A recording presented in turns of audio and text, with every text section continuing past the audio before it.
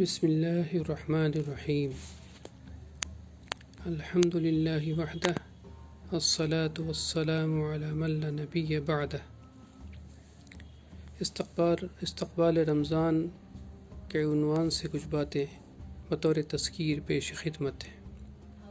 مومنین رمضان کے آنے پر خوش ہوتے ہیں اور خوشیاں مناتے ہیں، کیونکہ یہ وہ مہینہ ہے جس میں جنت کے دروازے کھول دیے جاتے ہیں، جہنم کے دروازے بند کر دیے جاتے ہیں اور شیاطین کو زنجیروں میں جکڑ دیا جاتا ہے، جیسا کہ صحیح بخاری میں نبی کریم صلی اللہ علیہ وسلم کی ایک حدیث آئی ہے: اذا دخل رمضان فتحت ابواب الجنہ وغلقت ابواب جہنم وسلسلت الشیاطین۔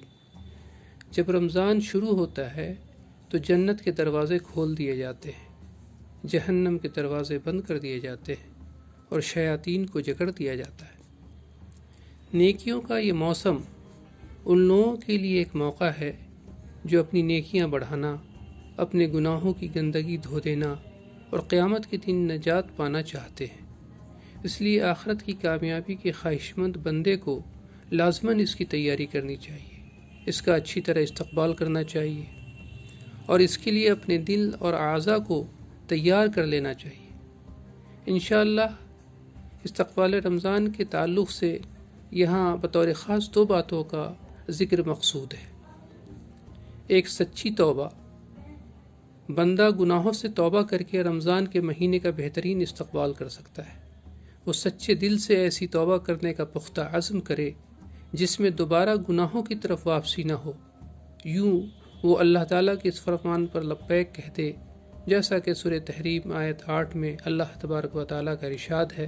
ترجمہ ہے: اے لوگو جو ایمان لائے ہو، اللہ سے سچی توبے کے ساتھ توبہ کرو، ممکن ہے تمہارا رب تمہارے گناہ مٹا دے اور تمہیں ایسے باغوں میں داخل کرے جن کے نیچے نہریں بہتی ہیں۔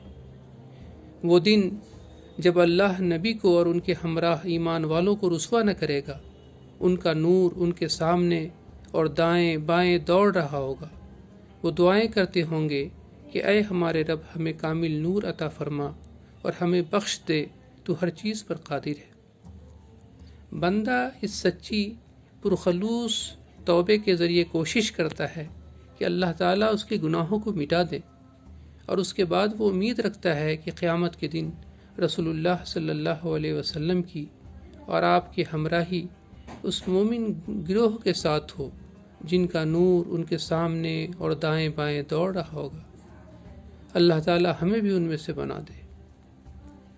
دوسری چیز دعا ہے۔ اسی طرح بندے کو چاہیے کہ اس ماہ مقدس میں اللہ کی اطاعت کرنے کے لیے اس سے مدد مانگے، کیونکہ اطاعت اللہ تعالیٰ کی طرف سے ملنے والی توفیق ہے۔ وہ اپنے بندوں میں سے جس کے ساتھ بھلائی کا ارادہ کرتا ہے اسے یہ بخش دیتا ہے۔ بندے کو اطاعت کا عزم کرتے ہوئے خود پر بھروسہ نہ کرنا چاہیے، بلکہ اسے اپنی طاقت و قدرت سے برات کر کے اللہ تعالیٰ کی طاقت اور قدرت کا اقرار کرنا چاہیے۔ نیز اسے اللہ تعالیٰ سے اس کے ذکر و شکر اور اس کی عمدہ عبادت کرنے کے لیے کثرت سے دعا کے ذریعے مدد مانگنی چاہیے، اس لیے کہ دلوں کے حالات بدلتے رہتے ہیں، اور رسول اللہ صلی اللہ علیہ وسلم اللہ سے دعا کیا کرتے تھے کہ وہ ان کے دل کو اللہ کی اطاعت کی طرف پھیر دے۔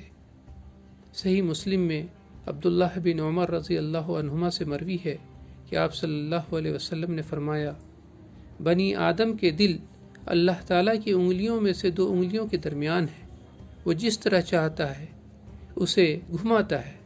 اس کے بعد رسول اللہ صلی اللہ علیہ وسلم نے دعا کرتے ہوئے فرمایا: اے اللہ، اے دلوں کو پھیرنے والے، ہمارے دلوں کو اپنی اطاعت پر پھیر دے۔